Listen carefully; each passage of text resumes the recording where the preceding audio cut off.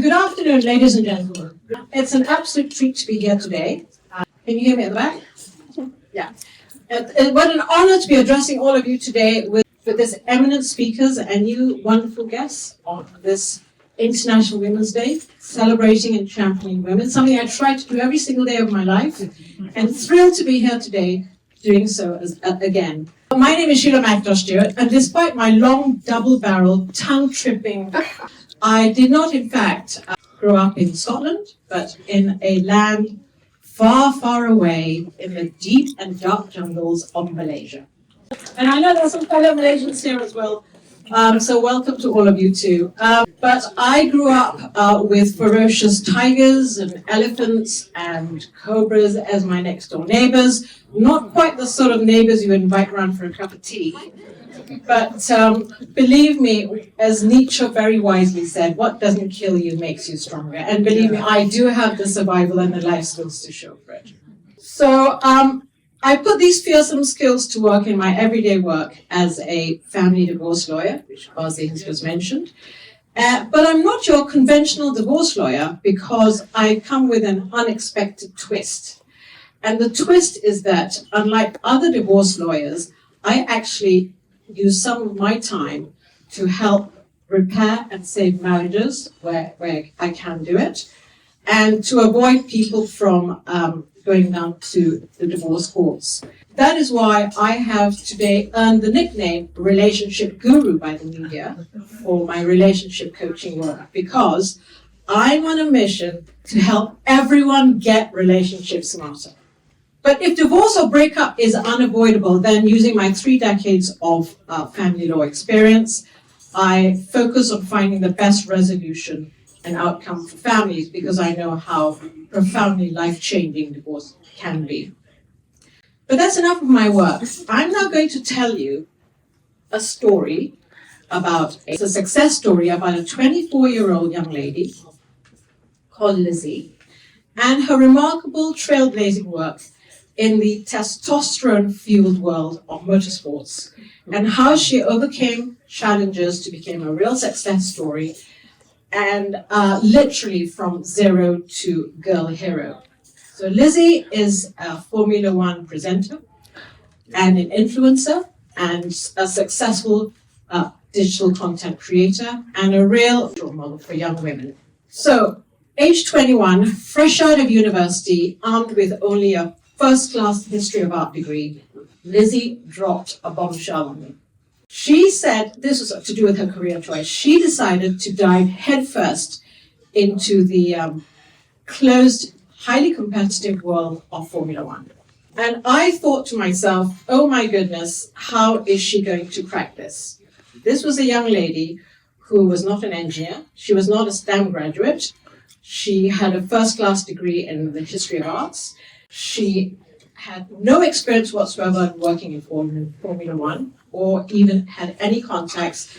And to top it off, she didn't even have a driving license. That was the landscape that Lizzie was occupying at that time. But what Lizzie did have was an enormous dream and an enormous love of the sport.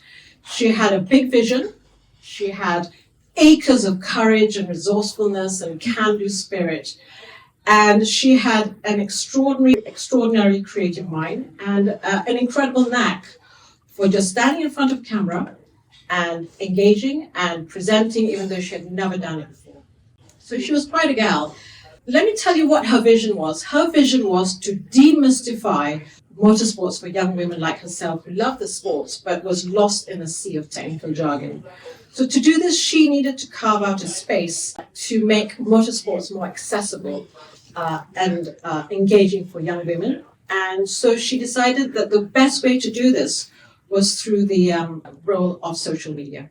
Totally undeterred and undaunted by her lack of content creation experience and the giant mountain in front of her, she launched straight in and embarked on her journey.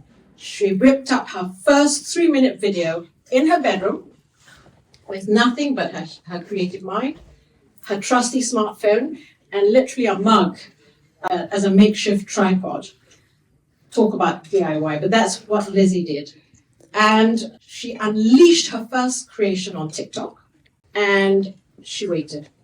She thought, I'm just an almost invisible fish, minuscule invisible fish, in the vast ocean of content creators. I'm not going to be able to crack this immediately. I'm going to wait months and months. So she just sat back and waited. But to her enormous amazement, she racked up over 70,000 views overnight. Lizzie made a big splash, and she certainly cracked swimming amongst the sharks. Fast forward today, age 24, Lizzie has a massive following of over 500,000 fans and 20 million views on TikTok.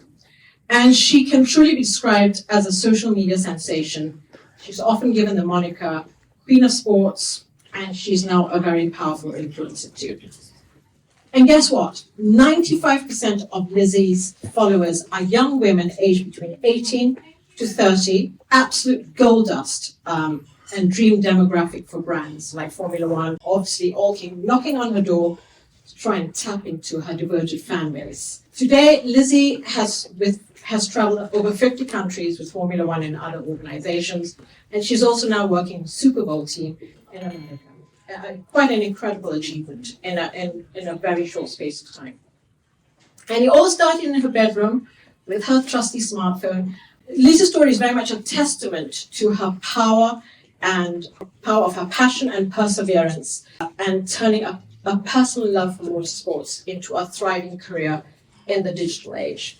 So today, huge opportunities exist in the digital world, more abundant than ever compared to when I was a 20-year-old, thanks to the miracles of our smartphones, our computers, and our digital skills. Despite it still being very male-heavy, nevertheless, with the advance of AI and trailblazers like Lizzie, very slowly the landscape is changing, and the gender inequality is very much closing. So we know opportunities exist in the digital world. The question is that we need to address is how can we help women to seize the opportunities, embrace the challenges, and arm them to succeed like Lizzie. So coming back to Lizzie's stories, what lessons and tips can we draw from Lizzie's story to share with our fellow women warriors today on International Women's Day, digitally or otherwise, to improve their chances of succeeding? I will pull out 3 useful nuggets, and the first one will be to do with our self-confidence and belief. I think one of the best things we can do is to strongly encourage our women to crank up our confidence and self-belief, and also being our biggest cheerleaders, and aim to use these skills as our superpowers and bedazzle everybody along the way. Because believe me, nothing screams more wow than a woman rocking bags of self-belief and confidence.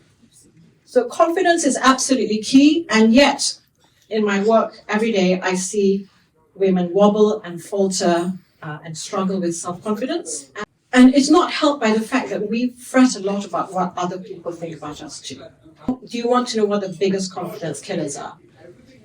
I call them the 4 Ps. They are paralysis, people-pleasing, procrastination, and perfectionism. So we absolutely need to dial these right down.